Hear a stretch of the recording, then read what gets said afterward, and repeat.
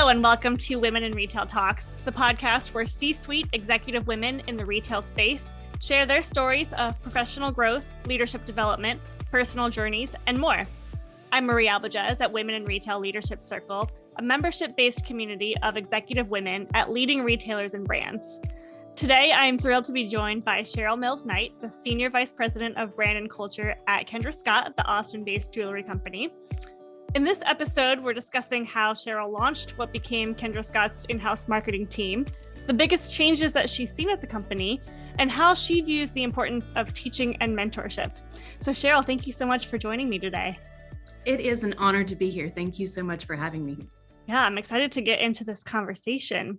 So I know a lot of people know Kendra Scott's story and how she got started, but what I think people don't know and what I didn't know is that you were one of the very first people that she brought on board just a few years after really starting the company. Now you started in 2005. So walk us through kind of what you were brought on to do. So yes, I joined the company in 2005, 2.5 years after Kendra had started the business. I came in as the first marketing hire. So I came in to do the graphic design and the photography and the line lists. At the time, in pretty much any wholesale request, because at the time we were a wholesale only business. So we were moving really fast, as is the nature of the fashion industry. And we were creating, and Kendra wanted to keep that momentum. And she knew that she couldn't always call an agency and have them do the work. And so she was like, I need to bring this in-house so we can make some quick pivots and moves. And thus I joined. So walk us through from then until now, how you were able to move up within the company. Obviously, you had to make some hires. What did all of that look like? I love this. And it's also like condensing it your 17 years in a short statement. Well, yes, please. I thank you. Thank you for asking. But it's been a journey without a doubt. So when I came in, I was a one-woman show. I came in self-taught graphic designer, photographer, even a jewelry designer. And it was an opportunity for me to merge all of my loves into one place with a steady paycheck. At the time, we were very small, very, very grassroots, just again, dreaming big, but not necessarily knowing exactly where we wanted to go other than become successful and grow. So for those first 8 years, it was a lot of test and learn and test and learn. We did everything from have opportunities of being a private label for Oscar de la Renta to design his runway collection for 2006 spring runway, which is amazing. It was actually my first project when I came on. First day on the job, that was my first request from Kendra, was to put a presentation together, which was extraordinary that we got it. But even besides that, it was like, how can we build our business and figure out who we are and what we wanted to accomplish in the world? So it was a lot of iterations on how we were presenting ourselves from a logo and development perspective, finding our voice. And then everything started to shift around that 2008, 2009, the recession. Again, we were a very lean, moving quickly, female-only machine of really talented, passionate individuals, just trying to figure things out. But when Kendra brought the idea to start our retail aspect of the business, everything shifted. And we went from going fast to hyperspeed. So we opened up our first store in 2010. In Austin. And I'll tell you, it was like, that was when, in all honesty, I had to figure out how to do and build a team going so quickly because I couldn't do it all. I mean, I was running I ran the e-com business until we hit $3 million in lifetime sales. Now, we didn't even have an e-com business until early 2010. So we were launching e-com, we were in the land of opening up a store, and there was so much to do and create. There was everything from environmental signage and even our customer care philosophy, our wow customer service philosophy, how we wanted to show up in the world, how we wanted to create opportunities for our customers to come and hang out and have fun and play around with us. So it's not just me doing all of the marketing, which I was doing, and delivering an e-com business and doing all of the wonderful things that comes in having a retail business. We were also developing our brand and our brand essence and our core values. Right. And so that integration, it was like all happening at the same time, but we knew that we wanted to be a brand that stood for more, utilizing jewelry as a vehicle to connect, but that once we had that opportunity to connect with our customers, we wanted to provide them even more goodness. We wanted to provide them opportunities for them to use our retail locations to give back to the things that mattered to them. So we were all doing it at the same time of the need. It was like, oh, it was just so fast. It was all so fast. I went from a one-woman show to slowly having people to building an in-house agency of up to 12 individuals. I guess we popped up and we're larger now, but that was like this really fast-paced, crazy time. So you were really like part of the core that was looking at bigger picture, like how do we really build this brand?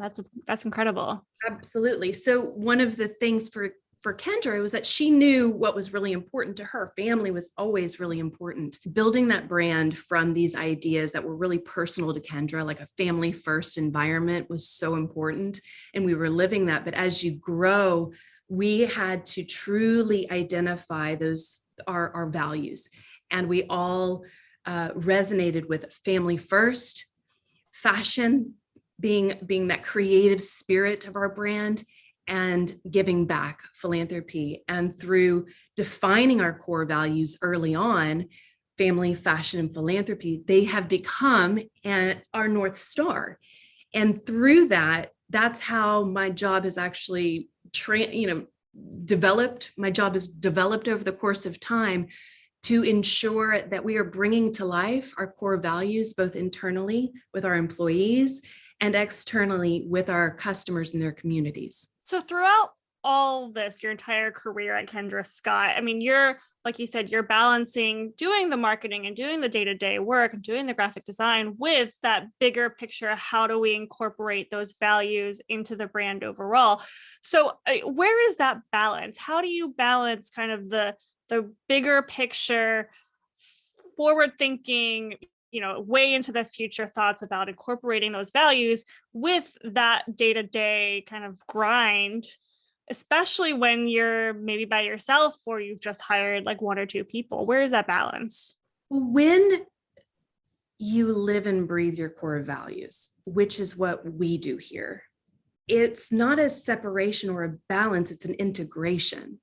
So for us, as an very experiential brand, we love to create moments of delight, surprise and delight, as we like to call that for our customers, but bring to life that family mentality, family first, connecting authentically with one another, developing relationships over time. I mean, when you are in the land of like the hustle and the grind, your people that you work with are your closest in your environment. And it became vital for us to lean on one another, to support one another, to encourage one another, to celebrate one another, to cry with one another.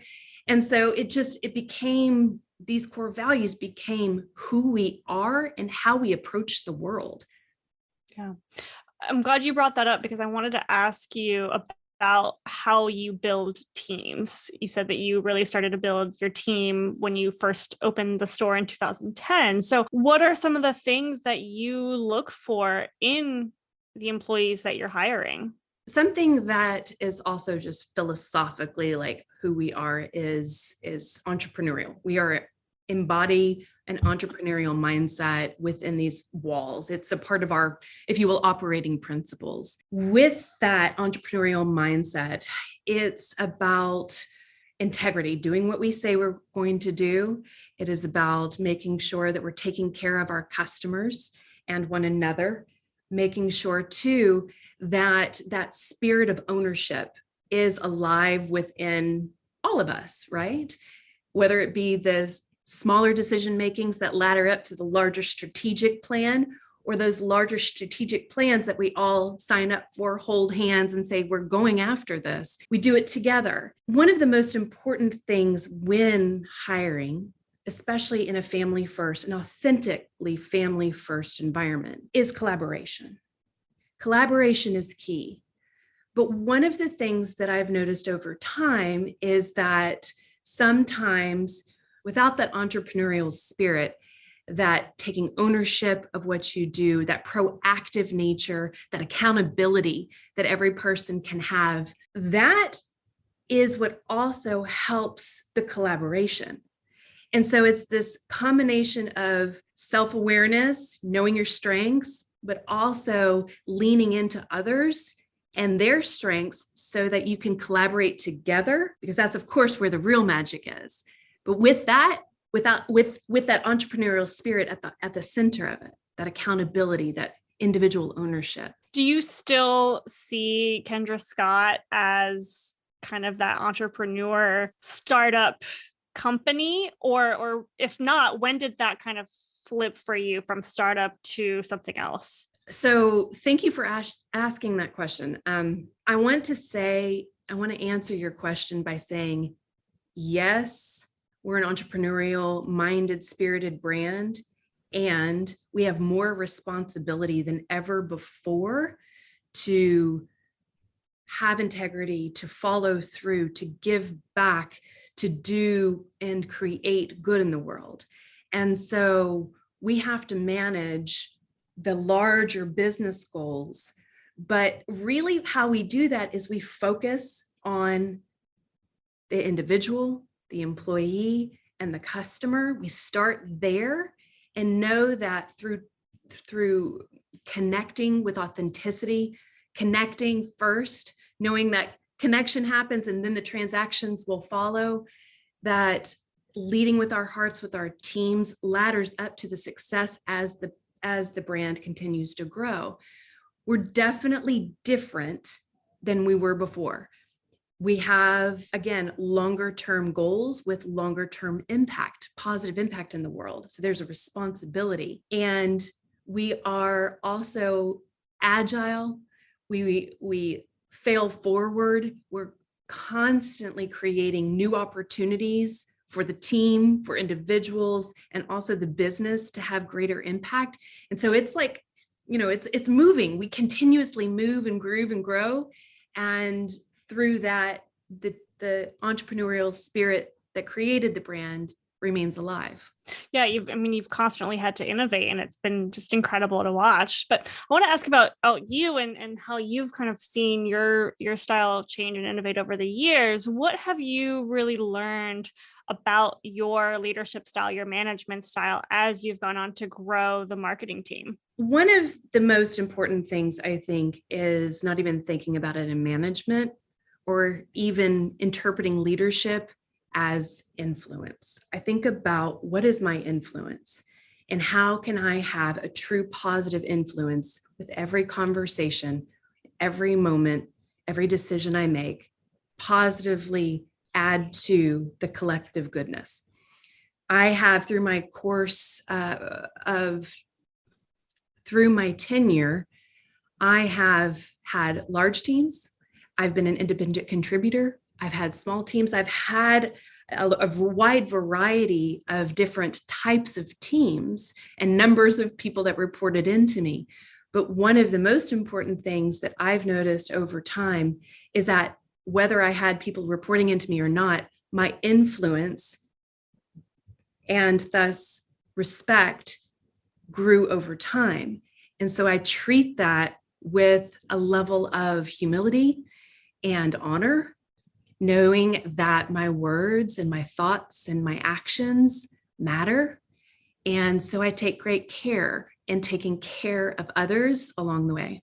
That's a great thing to remember. And it must be, you have to practice like continuously having that thought as you're interacting with your employees. So I love that. So here's another leadership question for you, because you've been able to work with someone who is so passionate about, like you said, family and fashion and philanthropy, and also just taking care of women. Kendra, like you said, is a female owned and operated company. I'm guessing that most of your employees are women. So I'm curious if there's a takeaway or a leadership lesson that you've been able to gain from Kendra herself. A leadership lesson that I've taken from Kendra herself. Well, I would say that there's so many ways in which she's influenced me over the years. One of the things, though, has been to trust in me. And trust that I can make great decisions and that I can show up and lead. I think that that's truly why I've been here as long as I have. She's given me runway to do what I know is right and what I feel is right for the brand and for the culture. With that, I pass that trust on. And how I do that, though, is through really ensuring that I have a high level of integrity and authenticity. I show up and can't be more real. I show up and I'm real. And that realness allows a safe space for others to show up and be their full self and be real. And I believe as women, it is so important to not have to leave your personal life at the door. In fact, that's not real. It's not possible. It's like, oh, chop off your leg, leave it at the door and pick it up as you walk out. No, we can't do that as women and as humans in general. But I do believe as women with our feeling and emotional bodies right there and present, it is a superpower that I encourage our team that is over 90% women to get really present with our whole self, right? Like, how are you today? What's going on? And that check-in, that connection allows for, if someone asked me that, it would allow for me to, well, really, how's my body? How's my mind? How's my emotional body? What's going on with my spirit today? Because there's so much going on in the world, so much influence and influx and shifts and changes that are confusing. In all honesty, not to mention, having family if you do, or having just a rich personal life with all of its ups and downs. What I encourage and promote and create is a space for people to bring their full self. And through that, trust develops. And with trust, you can do anything as a team when you trust one another. Yeah, Cheryl, that's great. I wonder if there's specific ways that you do that in the office, you or, some of your colleagues, like at Kendra Scott, do they have, official check-ins, or is it more of a kind of organic as you're speaking with your employees day to day? We have a philosophy for all leaders. It is do your people work first. Connect first before you go through your list of to-dos, before you touch in and check in about your KPIs, before you do anything, check in with one another first.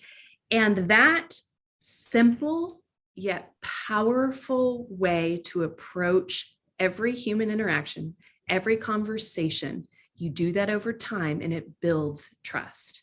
It builds safety. People can let their guard down. They can bring again their full self, which is most of the time brilliant and full of creativity and passion. Sometimes you just need to kind of be like, man, I woke up and today was a harder day.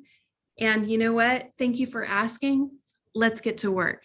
But sometimes you need that moment of honesty across the board, because life is challenging. We have all dealt with numerous challenges that have shaken us to our core the past couple of years. So again, we do our people work first, and that is how we lead. And through that, we have things connect with purpose, and we have structure around how to connect with purpose, how to listen and also see, feel, and provide that recognition of value to another. That is a part of our leadership, leading with heart, connecting with purpose, leading with heart, and all of that laddering up to being a successful brand. It's imperative and key to our success. Yeah, I feel like we're at the age where that authentic, vulnerable leadership is really kind of coming to the forefront, especially as we get more and more women in those executive positions. So that's great. Cheryl, in our last few minutes, I want to ask you about something else that you do in relation to Kendra Scott. I know that you're really passionate about teaching what you do, and you've been a guest lecturer at the Arts Institutes, at the Savannah College of Art and Design, the University of Texas at Austin, which is in your backyard. So I'm curious what your mission is in doing these teachings, and how do you feel about it? Well, I love college students. They're at this really gorgeous phase in their life.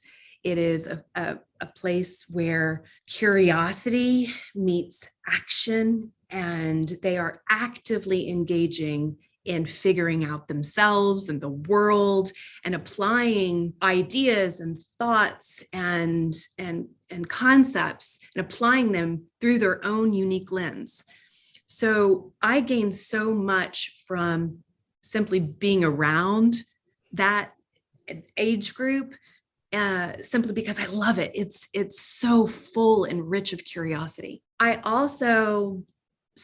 I didn't have mentors growing up.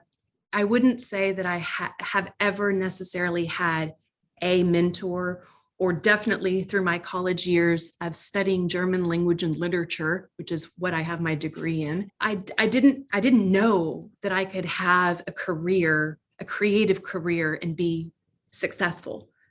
In my mind, with my brilliant yet very rigid parents, the idea of being an artist and being successful, those two concepts did not exist. I did not have that as a possibility in my sphere of sensation. Why they allowed me to go to school and have a German language and literature degree, I don't know, because I wasn't planning on ever being a teacher. And that was truly just me following my passion at the time. To be able to be with students that are interested in branding and marketing and entrepreneurship, and even accessories design and developing a product from concept to selling it and delivering that to a customer is so exciting to me, because I have so much that I've learned over the course of my tenure, that to be able to be an inspiration, to share my knowledge, it's thrilling, honestly, and it's an honor. Great. So since you're around kind of the next generation, hopefully, of retail leaders and female retail leaders, something that we're focusing on at Women in Retail, what do you think that they should be focused on if they want to advance in their career? What is kind of the next generation of you, and how, you moved up the ranks? What does that look like for you? I read a really great quote the other day. I read a great quote by Vishen Lakhiani. It's in his book, The Buddha and the Badass. I highly recommend it. In fact, it's not his quote. He's actually quoting someone else, one of his mentors. And the mentor says, "Your work is nothing more than the ultimate vehicle for your personal growth." And I would say that is one of the great truths. We mentioned earlier, you can't just leave your personal, emotional body at the door. You're bringing ultimately your full self. What I can't wait to encourage is a new generation where you can bring that, your full self. There's a safe space to do so. And through that, we become better humans all around. But what I would truly encourage the next generation of female leaders to do is to focus on three things: integrity, generosity, and care. Integrity is everything. Doing what you say you're going to do is everything. Being authentic with yourself and authentic with others is everything. I would encourage all female leaders, wherever they are in their phase of their career journey, to take a stand for integrity. From a generosity perspective, find ways to give back along your journey. Now, that doesn't mean you have to go to the shelter down the street and serve that way. Find ways to give back along your journey, whether that is in a traditional give back sense, working for an organization, or a simple moment where a moment of kindness, a moment of gratitude, a moment of acknowledgement for what someone has done for you, or just celebrating who they are. Be generous in spirit. Give hugs. I mean, we're back out of the pandemic. We can hug again. Give hugs. Give hugs and high fives, and have that be a part of your spirit that you're known for being that loving, generous spirit. And then care. Lastly, I will say care is really, really important. And it's twofold. Make your physical, mental, emotional, and spiritual well-being a priority. If you aren't well, you can't create wellness in the world. So you got to take care of yourself first. Put that mask on first, that oxygen mask on first, and extend that care to the people around you. Whether you are talking to a CEO or a person that is newly out of school, who quite potentially could be the future CEO, take the time to do your people work first and make connections that build the relationships that will set you up for success. Make that the priority, because really success and fortune, let that be a byproduct of being a really great human. Yeah. Cheryl, that is such refreshing advice. And I really appreciate it. And I'm so glad that we were able to have you on our podcast, and we are thrilled to watch your career grow. Thank you. Thank you so much. I really appreciate you inviting me. I really appreciate you inviting me. Thank you so much for having me.